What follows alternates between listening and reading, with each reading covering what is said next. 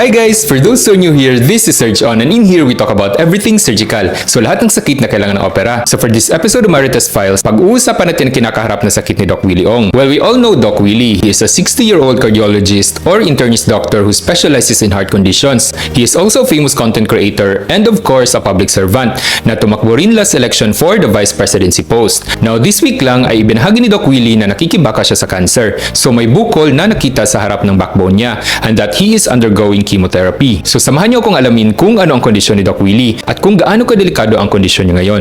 Pain of my life, 10 out of 10, iiyak ka. Para siyang may kutsilyo na may sumasaksak sa likod mo. Yung bukol na to, malaking-malaki daw. Isa sa pinakamalaki na nakita nila.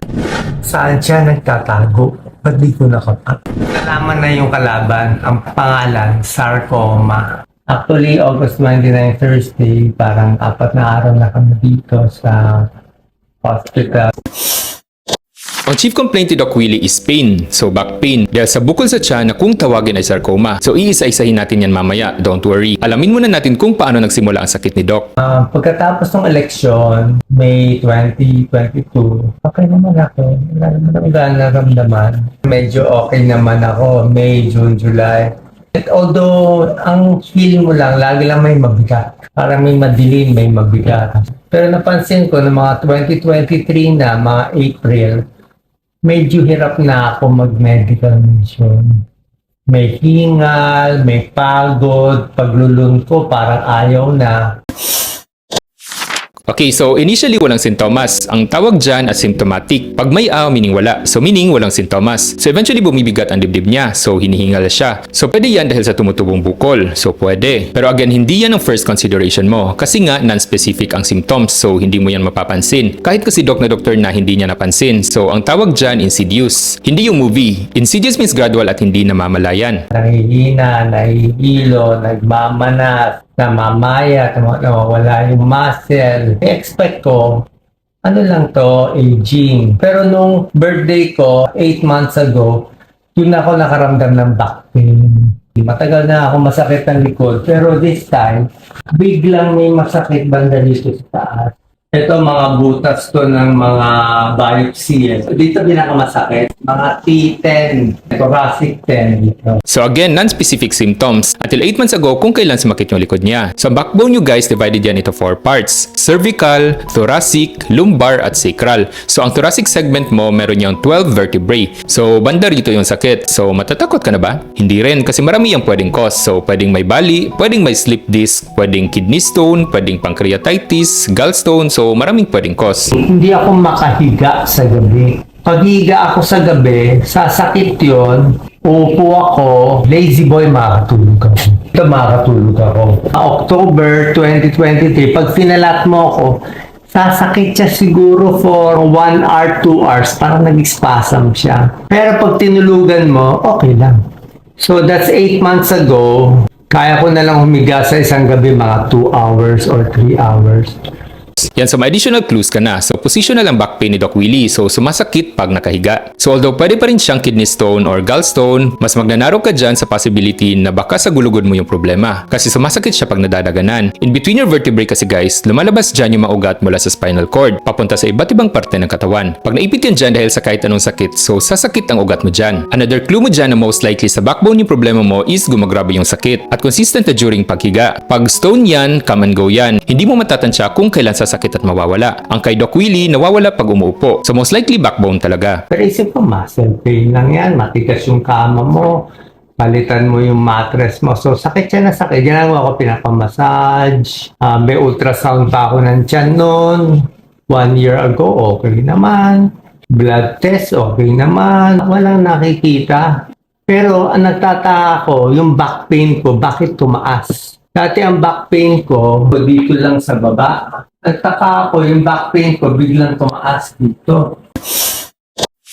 Yan. So actually, massage really helps decrease pain. So that is your gate control theory. So may mga nerves ka dyan na nagsasend ng signals papunta sa utak mo. At i-interpret yan ngayon ng utak mo as pain. So that is your spinothalamic tract from spinal cord to thalamus ng brain. So spinothalamic. So paano marirelieve ang pain? Pag nagmamassage ka, ang massage mo, nagko-compete yan sa pain signals papunta sa utak. So, ang mafe-feel mo ngayon is yung massage, unless na ng pain. So, kino-close mo or kino-control mo ngayon yung gate ng pain. Kaya siya tinawag na gate control theory. So, na-mention din ni Doc na nagpa-ultrasound siya sa tiyan at walang nakita. So, clue din yan na hindi sa tiyan yung problema mo. Pag gallstone ka at pancreatitis, nakikita yan sa ultrasound sa tiyan, pati nga yung kidney stones. Although better seen siya sa ultrasound sa kidney sa likod. So, wala ring problema sa blood test niya. So, actually, lahat yan may silbi. Kung wala kang nakita dyan, it doesn't mean na useless yung test mo. Meaning lang yan, maghahanap ka pa ng ibang possible sakit sa ibang parte ng katawan. Pasakit. Mga August 18, 19, bago ako nagpa-admit sa hospital sa Maynila for the 3 days, sumobra sakit. Diyan ko lumalaki. Worst pain of my life, 10 out of 10, iiyak ka, humihiyaw lang buong gabi. Para siyang may kutsilyo na may sumasaksak sa likod mo. So may additional clues pa tayo sa characteristic ng sakit. So 10 over 10 talaga siya. Pag nagme-measure tayo ng sakit, gine-grade natin yan from 0 to 10. 0 walang pain, 5 katamtaman, 10 sobra-sobrang sakit. So may mga sakit na nagpa-present as severe pain talaga. So cancer is one of them. Most especially cancer sa buto at sa ugat. Pancreatitis ang kidney stones, severe din yan. Shingles or kulebra pwede rin kasi ugat mo dyan ang apektado. Take note din sa characteristic ng pain niya. So para siyang sinasaksak. So meaning sharp pain. Pag sharp pain sa likod, one consideration mo dyan is problema sa ugat. Kasi nerve pain is a sharp pain. Iba siya sa sakit na humihilab or yung tinatawag ninyong kinakalawang. Additional clue mo pa dyan is yung paglaki ng tiyan niya. Meaning, may bukol siya sa loob. Sabi ni Doc Lisa, no choice, dali sa hospital. Dating doon, i-shortcut ko na lang, may mga test. Nakita na yung kalaban. Ang kalaban natin ay wala pang pangalan ng una. Yung bukol na to, malaking malaki daw. Isa sa pinakamalaki na nakita nila. Mga 16 centimeters. Kanyang kalaki. Saan siya nagtatago? Ba't di ko nakapa? Pag 10 over 10 ang sakit mo, magpa-admit ka na. Because pain is considered as one of your vital signs. Kasama ng blood pressure, heart rate, temperature, at respiratory rate mo. Meaning importante siya at di dapat tiisin. Pag sinabi ng pasyente mo na masakit, paniniwalaan mo dapat yan. Nagtago siya sa gitna ng harap ng gulugod, dikit sa puso. Lumaki hanggang 16 centimeters. Hindi mo makakapa sa likod. Sakto siya. Hindi mo makakapa sa harap. Dito lang, lumalaki na siya dito.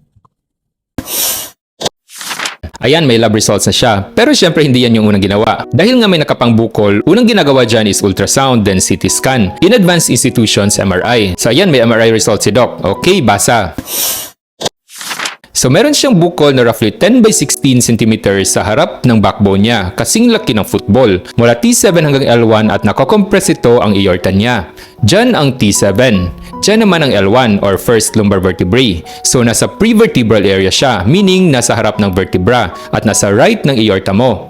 Ang initial consideration nila is Pott's disease. Pott's disease is TB of the backbone. Kasi nga sa Pilipinas common ang TB, so binabakpak din ng Pott's disease mo ang gulugod. Pero another consideration din nila is neoplasia or possible cancer. Pag heterogeneous guys, meaning yan may parteng solid, may liquid. So kailangan i-biopsy ang bukol para makasigurado kung cancer or hindi. So may nakita ding tubig sa dalawang baga ni Doc Willie. So importanteng finding din yan. So also take note. So hindi mo makakapayan sa likod kasi nga may vertebrae ka, may gulugod. So sa harap meron ka ring sternum at ribs. So nakapala ni Doc Willie nang lumaki na talaga siya at umabot na sa tiyan. Inipit niya esophagus. Inipit na niya ngayon yung artery. Inipit na niya yung inferior vena cava. Magang-maga na yung pako. Ito, less na to Natanggalan na ako ng mga 4 litro. Dahil dyan, ang akyat ng dugo ko sa azygos veins. Alam ko ng doktor. So saan mang esophagus mo dyan? Yan that's your esophagus. So pag lumaki yung bukol, nadadaganan yan. So mahirap ang pumasok yung pagkain. Anong artery ngayon iipit? Ang aorta mo. Ang aorta mo ang pinakamalaking artery sa katawan. So bakit hindi makahinga? Kasi ang dugo mo dyan na may dalang oxygen papunta sa katawan, hindi makadaan. Kasi nakokompress siya ng bukol. So lahat ito aorta. Pero ang nakokompress dyan is dito banda. Itong inferior vena cava. So naipit din yan. So ang dugo mo na mula sa paa na pabalik sana sa puso, nababarahan din. So natatabak kayo ng dugo sa paa kaya nagiging manas. So same mechanism siya sa mga buntis. Kapag buntis ka, nadadaganan ng bata ang inferior vena cava mo. Kaya di makabalik ang dugo sa heart. Kaya natatabak din siya sa paa. So ang ending, namamanas ang paa ng mga buntis. Kita nyo yan? Tubig yan. So I'm not sure kung sa baga yan or sa tiyan pero most likely sa baga. Kasi kanina sa MRI niya nakitaan din siya ng tubig sa baga. Now normally hindi nagkakatubig ang baga mo. Pag nagkatubig yan, pleural effusion ang tawag dyan. Kung may bukol ka sa palibot na cancerous, most likely cancer din ang cause niyan. So ipapa-examine mo yan ngayon for cancer cells. So same case siya nung kay Sean Lester. So di ba kinuhanan siya ng tubig sa baga? Pag hindi kinuha yan, mahihirap ang huminga ang pasyente. So if ever man na malignant ang tubig na yan, usually advanced stage na. So dahil nga naipit ang inferior vena cava mo sa likod, hahanap ngayon ng ibang shortcut ang dugo mo para makabalik sa puso. So dadaan yan ngayon sa azygos vein. So may maliit ka na ugat dyan sa likod. So nagde-drain yan sa superior vena cava sa taas at eventually sa puso mo. Usually maliit lang yan. Pero since nga may traffic ka kasi block ang main highway, magko-congest yan ngayon. Pati mga smaller alleyways na eventually pabalik sa puso. So yan, mga ugat na galing sa ribs mo, galing sa skin sa tagiliran, lahat yan magko-congest. Kaya nakikita mo yan na parang varicose sa gilid ng katawan. So bakit azygos ang tawag? Zygos means balancing scale. So ito yan siya. Pag may A ka, meaning wala. So walang balance. Bakit walang balance? Kasi nasa right lang siya, walang left. May left ka dyan pero dalawang maliit. Ang hemiazygos at accessory hemiazygos. So basta hindi siya balance. Pati superior vena cava ko. Nag-jaundice ako eh. Nanilaw ako. Pakita mo itong maugat ko dito, Lisa. Hindi siya pa sa ugat-ugat. Diyan na lang dumadaan. Hindi na kaya sa Pilipinas. Malilate ako sa Pilipinas. Yung biopsy results ko sa Pilipinas, I have to wait 1 week or more. Siguro talaga mamatay na ako. At sa tingin ko, mamatay na talaga ako kung wala nangyari. So same reason for the superior vena cava. Pag naipit, di makadaloy. So congested ang ugat mo sa leeg. So yan yung sabi natin kanina na parang varicose. Yan yung sa tagiliran. Yes, ang biopsy natin matagal. Like what we said sa previous vlog natin, aabutin ka talaga ng 1 buwan dahil kulang na kulang pathology sa Pilipinas. Pagpunta ko dito, sa loob ng 1 araw, grabe. Umaga PET scan, biopsy tanghali, kinabukasan may resulta na, 3 CT scan, CT angio, ang bilis. Doktor, lahat nandito. Hindi ako special case na. Ang bilis. Kasi talaga focus. Yung result, biopsy, next day. Kuha agad.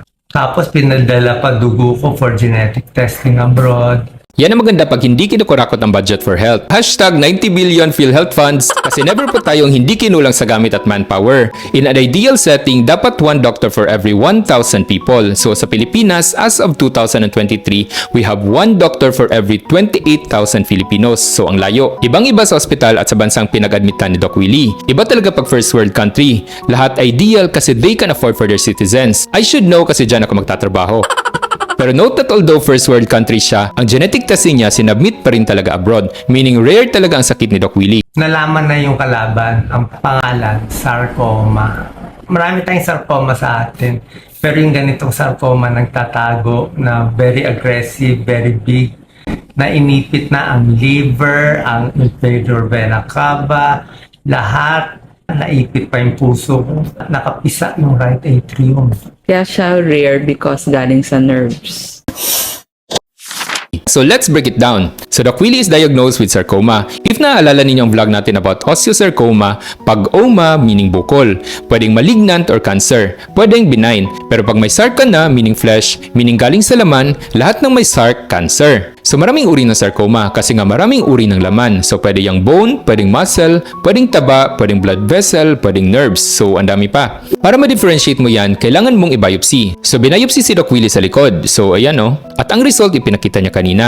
Yan, so the result is a malignant nerve sheath tumor. So sarcoma siya ng nerve sheath or neurosarcoma. So oma is tumor. Sarc siya dahil nga flesh ang nerve mo, so laman. Lahat ng sarc malignant. So neuro means nerve. So saan bang nerve sheath? So sheath ang tawag sa covering ng nerve mo. So hindi siya sa ugat mismo, pero sa bumabalot sa ugat. Yan siya oh. So pagkalabas ng ugat mo mula sa backbone, may namuong bukol na mabilis lumaki. Most cases ng bukol sa ugat guys, hindi cancerous. Gaya ng schwannoma na bukol ng Miss Crystal Fulgar. So ililink ko yan sa description box below. Or neurofibroma, or yung bukol-bukol sa katawan na nakikita ninyo.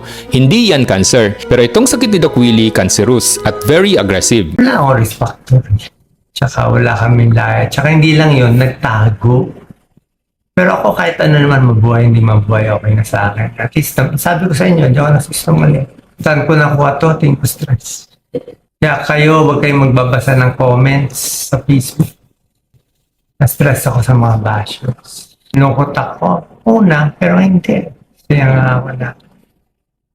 May purpose pa ang Diyos.